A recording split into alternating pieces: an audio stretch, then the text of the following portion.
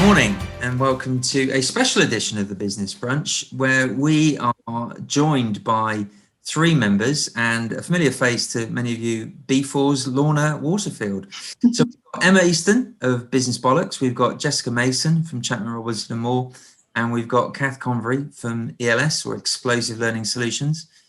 And it's 12 months on to the day when we're recording today's session that we went into official lockdown. So how do you feel? Knackered? Like the year's gone in a flash, or is it felt like a lot of people are saying we've done 10 years in a year? Does that happen to a lot of you? Long and short, both at the same time somehow. When I think about what was going on this time last year, that feels like it was a couple of months ago. And then when I think precisely all the things that we've done over the past year, it suddenly feels like 5 years. Yeah, I mean, has time been a concept that you've lost? I mean, somebody was talking to me today about something, and I said, "Oh, yeah, I think that was in January," and he said, "Actually, no, it was in October." I think time has completely disappeared. I think it feels like much longer than a year, and I have no concept of week any longer. No. I lost the weekend completely this weekend, and I completely misunderstood when I was on Monday. I thought it was Wednesday, which is ridiculous. And last week it was just as bad. So I think there's a real issue with regards to time. Real issue. So Emma, what's your year being like in a nutshell before we go into a bit of a deeper dive? Gosh, well, yeah, my year is, I'd agree with Lorna, it's been long and short. It's a bit of a non-answer, really. Good and bad, ups and downs. Where am I? What am I doing?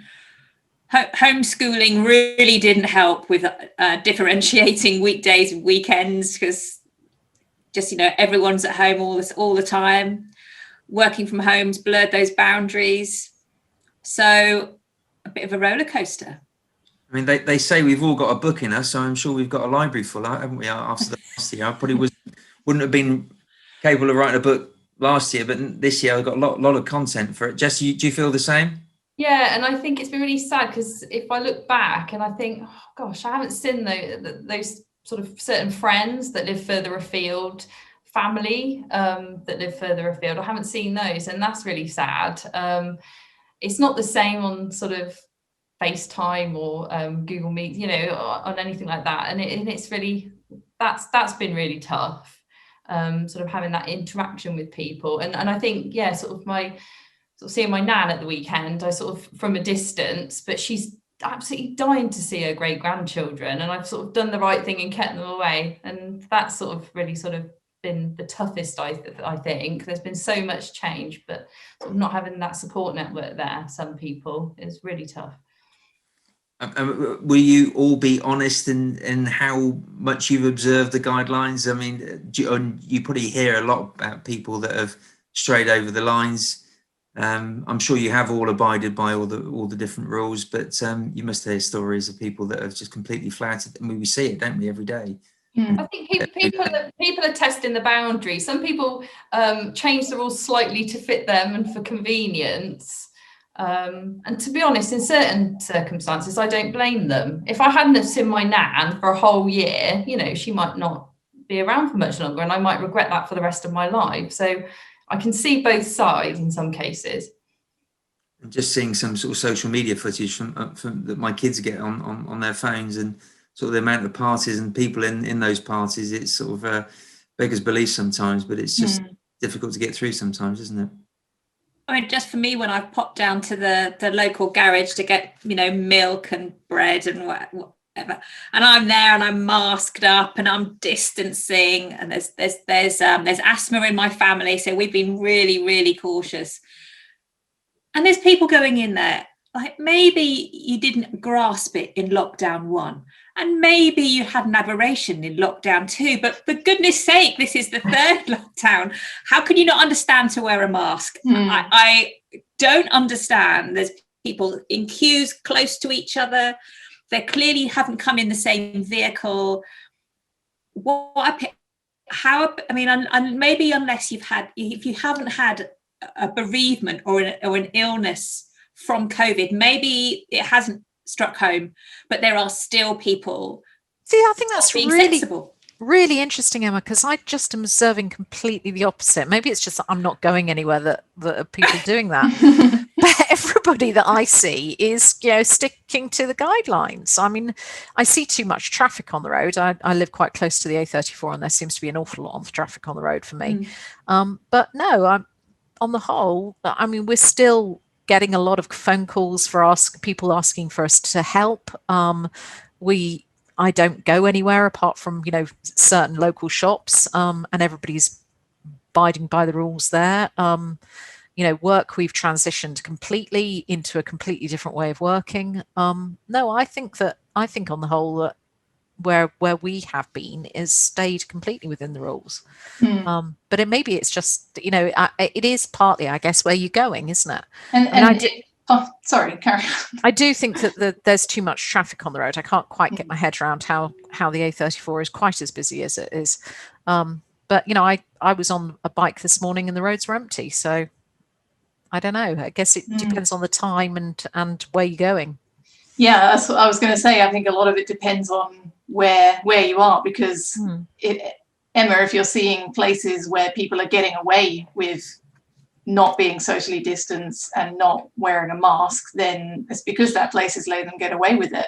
And a lot of the places that I see, like local supermarkets and things like that, you're not allowed in if you don't have a mask.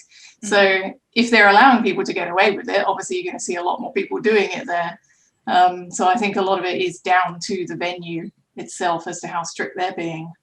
But I think if you compare sort of this time last year when it was all first coming out, before, just as the lockdown hit, it's amazing. So now I'll go down. So I went for a run one morning, and you'll have people like literally diving out your way because you're like, and I really. What are you wearing, for God's sake? I wasn't like charging through, but what I can't, like a year ago, like people wouldn't sort of cross the road to avoid you, and that's what I'm going to find the next sort of 12 months ahead. Really interested to see how people interact, because well, I think you're right there, Jess. I mean, I was working in London this time last year. So last Friday was my last day in the office in London. I got on the train and I took a photograph. I happened to take a photograph at Didcot Parkway, and there was nobody on the platform apart from me and the guard. And it was the normal busiest train, out.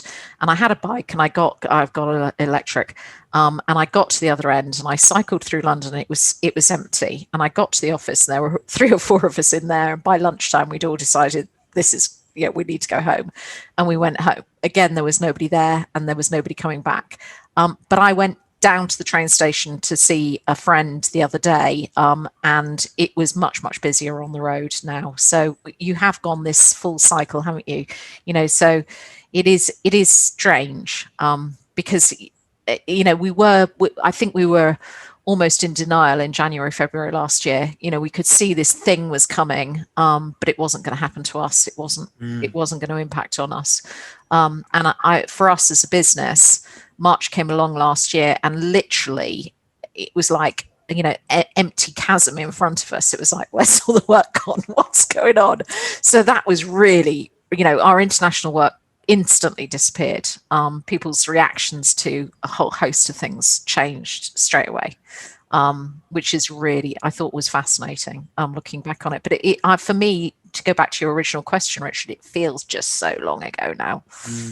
And what are the key things that you all miss? I mean, there's things that maybe we're doing now that we'll carry on doing, like we don't know how long we're going to be wearing masks for. I mean, some people are saying potentially years. And one of the big things that I miss is not being able to smile at people when you're in a shop, and people smile with your eyes now, don't you? You can smile with your eyes, but it's difficult still to know.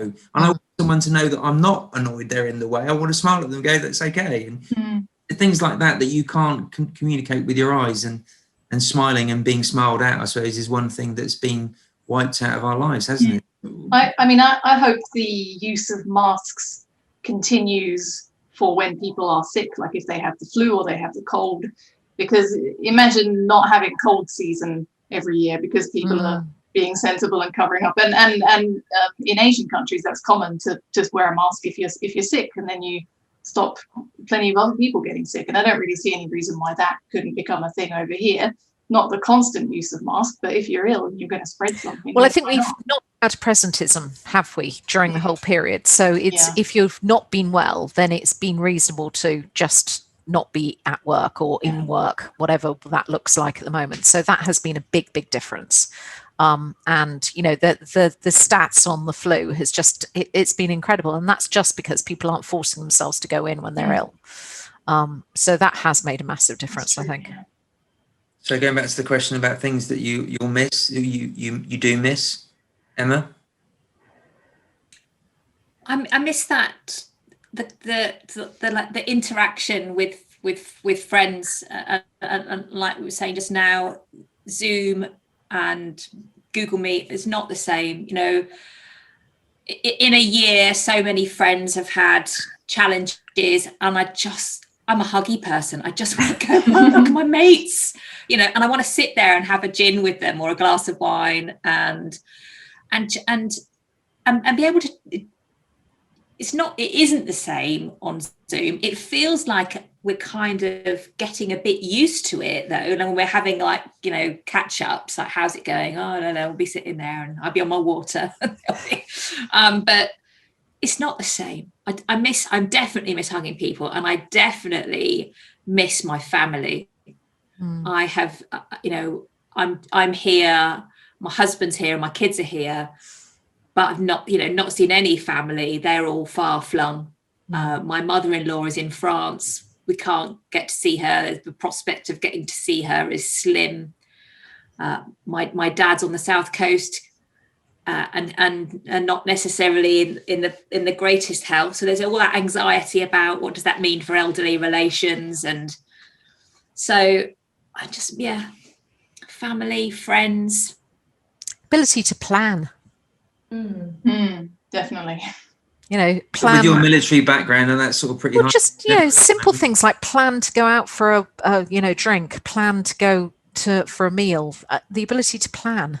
But conversely, Catherine, just going for a walk, ending up in a pub and having a drink. Yeah. I was talking with one of my teams earlier, and she's saying her local pubs are booked out for like 2-3 weeks from when they're allowed to open. So she said she's not going to be able to do anything like that. She will have to plan to do something in a month's time. That spontaneity is gone. Yeah. What about for you, Jess? What's the thing that you miss most?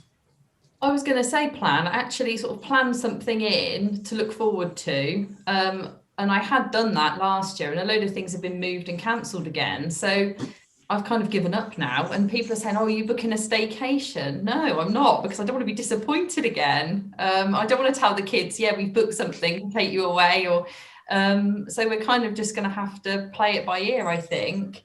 And again, it's missing the interaction with my friends, and my kids having that interaction with their friends. You know, they haven't been to birthday parties. You know how you take the kids on a weekend to a birthday party, things like that.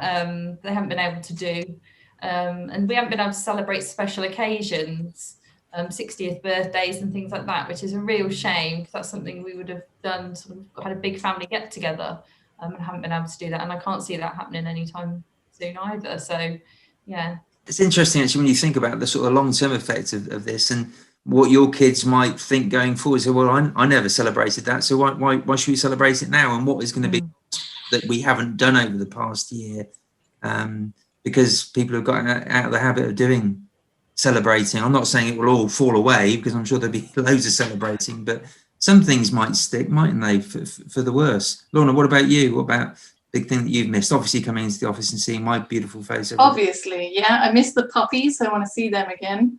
Have you seen them yet? Yeah. Or was it on Zoom? No, I think I did meet the puppies once at the office, came to see them. I mean, there's three things for me. One of them is the sort of mental structure that I used to get from a commute to somewhere. I know a lot of people don't like commuting, and I can't say I enjoyed it most of the time, but taking that away means that now I'm rolling out of bed 20 minutes before I'm due to start working, and doing that for 12 months, I think has not had a great effect on me mentally. I don't know what effect it's been, but I liked the sort of that divide between now I'm at home, now I'm at work, and that little drive in between was quite soothing. And then following up on that, I actually only just learnt to drive 10 months before the first lockdown. So a part of me is thinking, well, I spent all this money on a car, I spent all this time learning to drive, and I've only managed to do it for 10 months. And now, I mean, I don't really need to drive anywhere for the past year. And so I'm thinking like, well, I can drive around the block a few times to get some practice in. But other than that, it's sort of, I don't know, it's a bit of a sunk cost, I guess. I feel like I need to use it, but there's no real reason. And then the third thing is just, like Emma said, seeing friends and family. I haven't seen my mum and sister for probably about 6 months now. And it's just, I was fine. Like, you cope with it pretty well for a short while, but at this stage, I really miss them. Want to see them again. It's interesting you're saying about the sort of the routine. Someone was that so they know someone that actually gets into a suit and tie, walks around the block one way, and then walks the reverse at the end of the day, just to feel like they've done something like you. Yeah, I heard about people doing that, and I was thinking about it, but I know, knowing me, if there's not a legitimate reason for me to get out of bed earlier and go for a walk, then I just won't do it. I'll think, well, I could just stay in bed. But I think it's also, during what you've just said and expanding on it a little, that the working day has expanded. So instead of you going to work, spending that hour commuting to work, you are now, it seems to be acceptable, and I'm not quite sure why, to put a meeting into your diary very early in the morning and to have one quite late at night. So your working day has expanded to fill that period. And that seems really strange to me. And I've never really understood why that is the case. But it seems that there has been an expansion of available time. Maybe because, everybody is just trying to cram office hours in. I don't know, but it just, it's not unusual for me to, I've got on Friday, for example, normally Friday afternoon, I'd not schedule any meetings, but this Friday I've got a meeting at 6 o'clock, for goodness sake, on a Friday evening. What? Yeah, and that is would a gin never have tasting, happened. to be fair, Kath. Well, it isn't. I wish it was, but there might well be a gin in the cup of tea. It's not really a meeting. I'm gonna have, but I don't know, that it's that sort of thing that you think, that's a bit weird. That didn't happen in the past. And gaps in between meetings. So they now go meeting after meeting, whereas previously you'd have a meeting and then you'd travel to the next one. So you had some airtime to actually consider what you were doing, make notes, move on. Not happening anymore. Straight into the next thing. Well, talking about straight into the next thing, Kath, you're in the frame. So I'm going to ask you, the original idea was to get a number of members to do 60 seconds. So we've we're almost at the end of our half hour. So I'm going to get you to do 60 seconds on the last 12 months. We're going to share some images that you sent through. Okay, so really does depend which image we're starting with. So let's start with the image that I think is on the screen at the moment, which is a picture from our office. Now, we're based up at Harwell campus. And as I look out of the windows, this happens to be the front of the office. It could equally have been the back, because in the last year, there's just been all this expansion. So you don't recognize what's going on now. So we've got the vaccination center there, which has been amazing. There's new building, there's a new space center that's just opened immediately behind my building. So all of this expansion, all of this new infrastructure, all of this new stuff that has come on board, which is really, really exciting. So that, I think, has been really interesting. If you move to laptop image 1, Richard, if that's doable, when we're a training company, and when we transitioned from one organization to another organization, or to this new reality, we had to move all of our training straight away onto virtual training, and that was fine. And that worked quite quickly, but we then transitioned again, and we've now got a hybrid classroom. So some of our students in the near future will come back in, and others will stay away. So that really shows that transition on Laptop Image 1 and Trainer 1, those two different pieces. So that's been really interesting, that transition from face-to-face training, which is what we always did, to a completely different type of training, which it seems that some clients feel is more inclusive. Others are like desperate to get back to the classroom. So that's been interesting. And then in the explosive area, and we very rarely talk in B4 about the explosive area, because there was a need to continue training in high threat because of counter-terror, etc.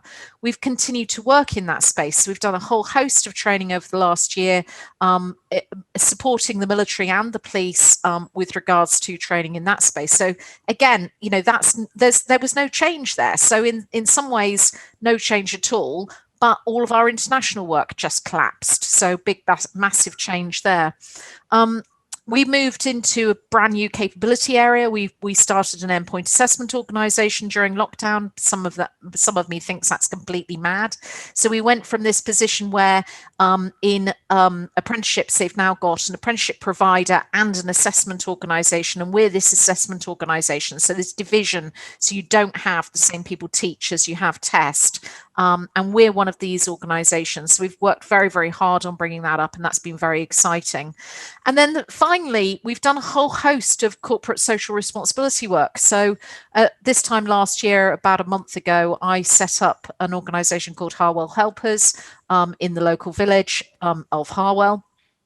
We had over 100 people that were helping us to run Harwell Helpers, with my son and I coordinating it, supporting over 1,000 people within the villages, and including things such as doing their shopping, doing their prescription runs, doing those types of things, and then also, you know, helping at the vaccination centres more recently, so doing logistics in that. So, you know, I'm not sure that we would have had the opportunity to do that if it hadn't been for COVID. That's been hugely, you know, rewarding. So real up and down year. Thankfully, back on the up. So that's been very exciting. But yeah, really different year for us. Excellent, Kath. Thank you. So that was Kath's 60 seconds. So Jess, we can have your 60 seconds. If you can have a Jessica Mason 60 seconds rather than a Kath Convery 60 seconds. That would be. I love you, really, Kath. You know that. There we go. Right. This is. Oh, hang on. I can't see it. Let me just move my own head. So this is a montage of my sort of last year. A lot of change has happened. I've changed jobs and joined Chapman Robinson and Moore, which is where I trained many moons ago, which has been great. I've had time to reflect on my work-life balance. I've learned that it's been really nice spending time with the kids, even though at times they have tested my patience. But I've learned that actually at a weekend, we don't have to spend lots of money and go to a soft play and do this and do that. We can just go for a walk. And do you know what? They're absolutely buzzing about that. They like doing that. Or go for a bike ride. And so that's a bit about sort of spending that quality time with them and watching them grow up, which I wouldn't have maybe seen if I'd have been in the office as much as I was prior to COVID. The home schooling, I won't touch on that too much. That's been really tricky. And you can see there some alcohol, which has been consumed during this lockdown at home. If that's it, Jess, you're doing pretty well, frankly. No, it's not. Numerous trips to the bottle bank. And then next to that is the actual the sort of meeting up with friends in a different way. We've made conscious efforts to have quizzes and different things. So maybe some of the friends that I would have only seen at sort of certain times of the year, I've seen more of them maybe because we've been sort of making the conscious effort to meet regularly on Zoom. So that's sort of been, a year of ups and downs. I think sort of as Emma mentioned before, a bit of a roller coaster, but a nice year in some ways. But looking forward to maybe the year ahead and hopefully some more positive changes. Yeah, I think it's an interesting point you make about contact with people, because I think we've, as much as Kath says, we got back to backs, we're probably packing more conversations in with people than we ever have done before. We taking the commutes out at the start and end of the day and between meetings, and more time at home. We probably are having more conversations, probably staying in touch with people more than ever before. So thank you both Kath and Jess, and over to you, Emma. I had your pictures lined up there, but they disappeared. Like I said, the last year has been a roller coaster, and it's almost a year since I was made redundant right at the beginning of first lockdown. And I think sort of normal circumstances, I wouldn't have worried about finding a job, but I really was not sure that I would find anything that would bring in some income. So I just sort of, after a couple of days of feeling cheesed off, I picked myself up and decided to use my skills to help others, and started Business Bollocks, which thankfully somehow is thriving. And what I'm really loving about BB, which I wouldn't have had, I don't know that I would have taken the jump. So I think that's a real positive to come from it.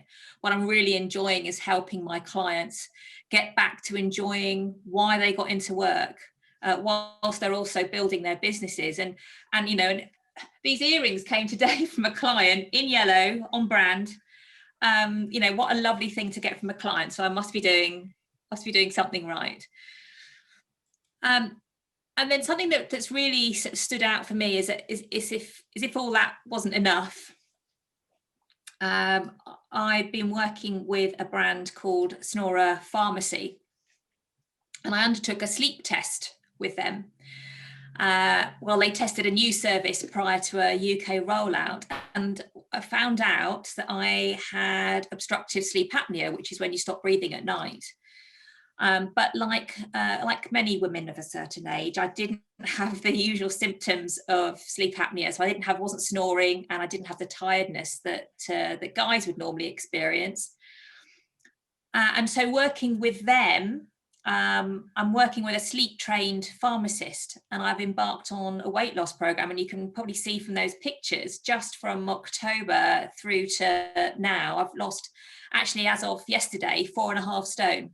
And what that means is my apnea has gone away. But what worries me is that I didn't even know I had it. So there's a whole new mission there on my radar, as to help people to know about this. And the key thing for me is, all the horribleness that's gone on this year is, for me and my family, I will have improved and extended my life expectancy by 20 years because I had undiagnosed sleep apnea, and now it's gone. And so that 20-year figure is based on thousands and thousands of studies in the States. So whilst COVID's had lots of negatives, like we've said, a bit of a roller coaster all round, this last year has reminded me how resilient I am, how helping others has been a huge reward for me, and how 2020-21 has really improved my life for the better. So that's... Well, I think that deserves a round of applause. I mean, that is incredible, Emma. It's puts a lump in, I think, of even the hardest soul. So congratulations, and that's one loss that you'll treasure, and of losses. That's a positive one. So I wonder how many people now are wondering whether they've secretly got sleep apnea and didn't realise. I'm thinking about it. Yeah, well, look, just drop me a message and I can connect people up. Yeah. Well, I think Lorna's already in your camp. She's already on brand in terms of clothing today. I noticed that. Well done. Yeah. It's going out there. You see the yellow and black's there. I think Kath's got a yellow and black water bottle as well. Get in. Well done, everyone. Jess, what have you got? Come on, Jess, what you got? Next time. Next time. Well, thank you very much, everybody. Well, we've all got one thing in common. We've all got glasses on, so that's so I'm not sure whether that's a reflection of our strained eyes over the past year. Maybe. I'm looking at congratulations on getting through. Thank you to everybody for your support, and everybody in the wider B4 community for sticking with B4 over the last 12 months. We've got hopefully an exciting future, and we look forward to continuing to support you. Well done, Emma, Jess, Kath, and B4's Lorna Waterfield on a B4 TV debut. So thanks for joining us, and we look forward to seeing you all soon. Thanks, everyone. Take care. Bye.